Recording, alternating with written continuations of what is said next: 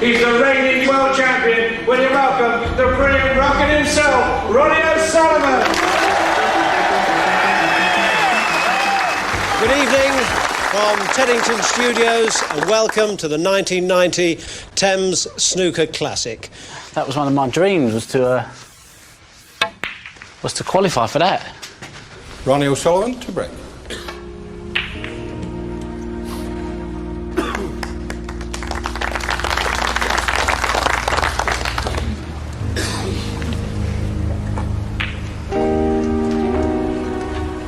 Great shot there from Ronnie OSullivan. Yeah, that was when I was a good player. I was 14. And I remember Steve Davis commentating. Advanced positional play. And Davis said, that's like advanced positional play. And it was, because it was like, I knew that red was there, but I just knew that once I get the reds open, it was game over. Steve Davis was saying now, this kid is fantastic.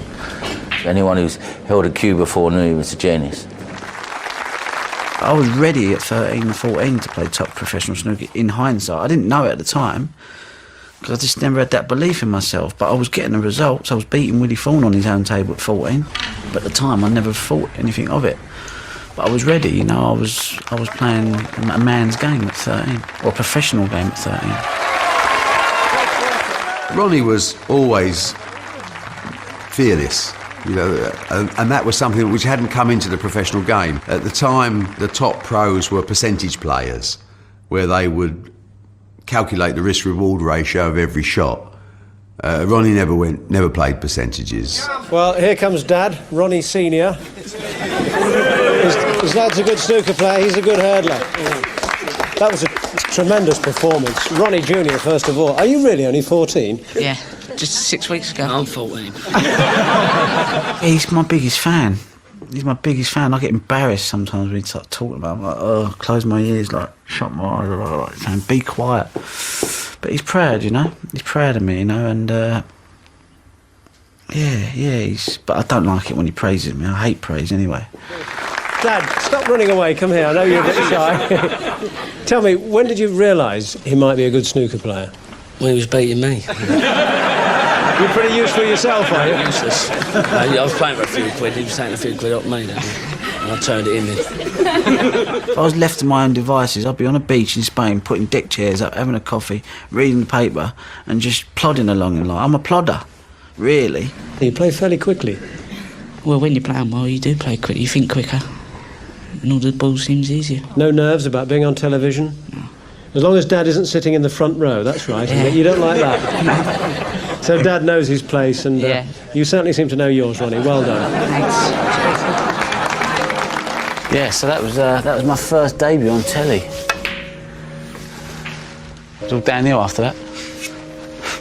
Was.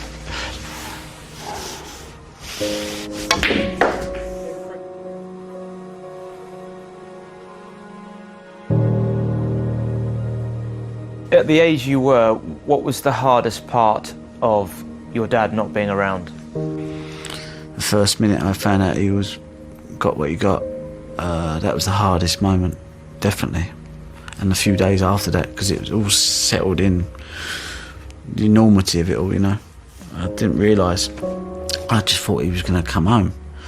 I just thought, go through the thing, everyone was saying, you know, it wasn't, you know, it was just an accident, really. Just, you know, for two people in the wrong place at the wrong time. You know, so for me, I didn't expect it.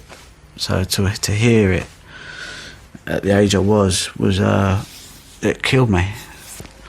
Killed me, man, done me. You know, I just didn't know what to do. I was like, oh, done me. So that was the hardest bit. And then having to realise what people were there telling me was like, you know what, he ain't coming home for 20 years. What do you mean? I mean, minimum 20. I was like, oh, I couldn't get me around it. I thought, well, that's it, he's gone. Forget about him. That's it.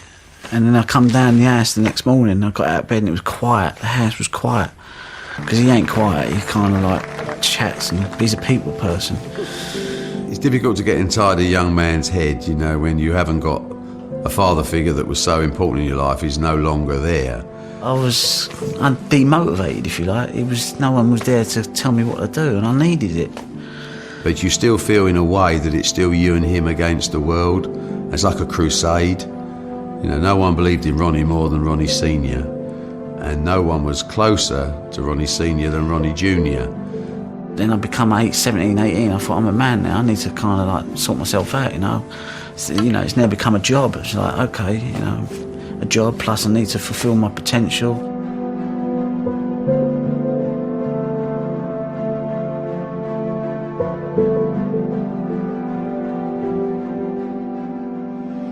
Yeah, a proud moment. Definitely a proud moment, because obviously, you know, I knew how much it meant to him. You know, 12 months before, I lost to Cliff Wilson before the television stage, and I remember going back to my hotel room, crying my eyes out. I smashed my cue case on the floor. My cue come flying out, my cue case. I was devastated. I was devastated. This young man is not 18 yet, and like all great players, he's finishing in style. So then, for 12 months later, to go and win the UK, I was like, mental. Yeah, Stephen Hendry will shake his hand. I know he admires Ronnie's play. We all do. The title of the 1993 United Kingdom champion, Ronnie OSullivan. UK champion, 17 years of age. Like, wow. I beat my hero, Steve Davis. I beat Stephen Hendry, my new hero. I just thought was the best thing since sliced bread. We snooker players in the inside, we knew how good he was, so although maybe it was 1 year too early he won it, wasn't a surprise because we know how good he was. So I beat all these people in one event, and all of a sudden overnight I've gone from no one knowing me to all of a sudden the UK champion, and I still didn't realise the impact it had till the next day when I went out and had breakfast, because I've gone from no one ever recognising me to all of a sudden people were like, oh, and I was like, shit, people were pointing at me. He pocketed a cheque for £70,000, but I have to say, he says he'd give it all up to spend Christmas with his dad. He's with us now. Hi, Ronnie. Hi, nice to see you. First of all, many congratulations. You don't look 70, doesn't he? I was just saying, you look about 23, 24. That's what living in a snooker does for you. Misspent youth. That's right. But you don't drink, do you? I don't drink, and I don't smoke, and I don't really go out to clubbing it much, because I've dedicated much of my time to me snooker and that. 17-year-old Ronnie OSullivan is tipped to become the world's youngest #1. If he does, he says he owes it all to his dad, who he visited today in prison. Ronnie Sr. is serving a life sentence at Gartree Prison in Leicestershire. It was a tearful reunion when Ronnie Jr. took his new trophy to the prison to show it off to his dad. And I went to see my dad and took the trophy in there, and that was like TV crew down there. I was like, what's going on here? You know, but I just wanted him to go, yeah, mate, that's for you. You know, that's for you. And so he could just go, you know what? You know, that put a lot of things to rest. You know, that answered a lot of... For me, it kind of dealt with a lot. It was like, you can get on with whatever you got to do now for the next 18 years, Dad, you know what I mean? I've given you a bit of silverware. I've proved that you ain't to blame for my whatever. You know, that's it. We can move on now. You can move on, I can move on, and enjoy whatever we do. Especially with all my mum being there and my sister, they were couldn't believe it. Everyone coming up photographs, and you can see me dad sort of like, he feels at home, and he's just sort of like really proud of me, and I'm more to the point proud of him because of he's made me. I haven't really made myself. I've got a lot to owe to him, and the way I am is the way he is. Even if I won a tournament, history, he used to say. I go, what? He went, history. It's over. Forget it. Move on. Next one. I'd be like, really? Okay. He's just told me it's history now, the press is nice and that. He says, but Thursday morning get back down to the practice and that. He says, because one victory is not enough. Your dad's probably watching this morning. Anything you want to say to him? Yeah, I just want to say what a good visit it was yesterday, and it was definitely better than winning the tournament, seeing his face and reactions, and we had 2.5 hours of laughing and joking, and at the end of it he just patted me on the back and says, go and get another trophy. I remember looking at it thinking, they look good for a 147. Amazing, absolutely amazing. I just went, I don't think I suffered with depression. I think I suffered with snooker depression. I had a 5-year period where I just went mental.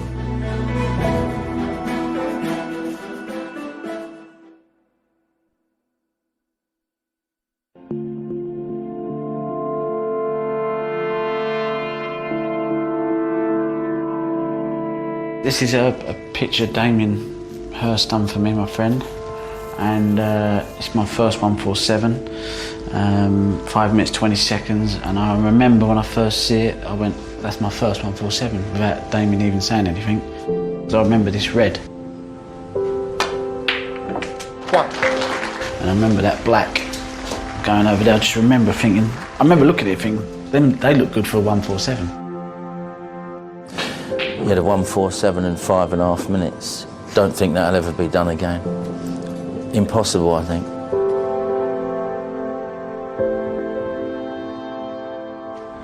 One more red and the frame's safe, but Ronnie's got other things in his mind, and so has everybody in the audience. Could be a 147. I don't believe this.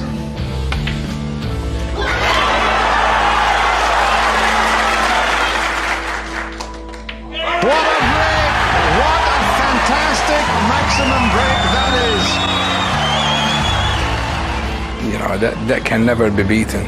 He was absolutely playing speed-wise twice above himself. And then I spoke to Ronnie. I said, why did you do that, Ron? He said, because if I stopped and think, I would have missed. I remember watching it thinking, God, there's a lot of queue overhanging. And I just went like that. Just a bit of magic in sport, that was. Amazing, absolutely amazing. Like 2 hole-in-ones on a trot, something like that. When he made that, he kind of made his name through that, and then ever since then, people have just loved watching him, and you really don't know what's going through his head, so people just tune in to just see what he's going to do. Alex Higgins was 14 years older than me. I'm 14 years older than Ronnie OSullivan, and now you've got Judge Trump, who's 14 years younger than Ronnie, so maybe there's always going to be an entertaining player out there. I'd say everyone sort of my age who's got into snooker has probably modelled their game on him. When I first started playing, I used to play really quick, just to play like him.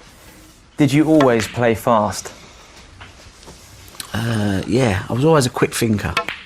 I had good technique, but I used to think quick, so I'd see the shot early. So I was quite a consistent player, but I was quick, which was kind of not heard of really, because you was either methodical and slow, or you was quick but a bit flamboyant with your technique. I first met him when I was 8. My dad got me tickets to the Welsh Open, and Ronnie was there, so luckily I got to meet him and have my photo with him in that, which was 15 years ago now. I've managed Ronnie OSullivan twice. Some of the greatest days of my life have been with Ronnie OSullivan. Ronnie OSullivan has also driven me round the bend, driven me nuts. And there are times when I could hug him, and there are times when I could kick him. I prefer the hugging.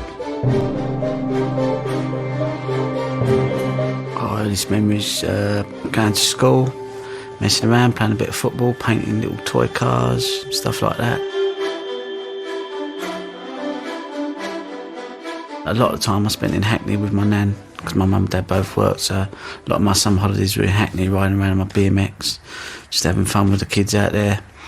My mum and dad basically worked round the clock, and a lot of the time I just used to live with another family who lived round the corner. And then there was old pairs that were brought in who used to look after me most of the time until my sister was born, when I think I was about 8 or 9 then. And then my mum stopped working, and that was it. You know, I was at home all the time with my mum. That's why I bought this house, because it was near my mum. So I thought I'd get my washing done. And just 2 minutes. Down the road? Yeah, she lives 20 doors away. What were school days like? I hated school. Oh, I couldn't stand it. You know, it's just if I could never have gone from the age of 10, if I didn't go do another day of school, I'd have been a happy kid. But obviously my mum, she was like the one that always used to say, well, what happens if he doesn't make it as a snooker player? You know, he's got to have something to fall back on.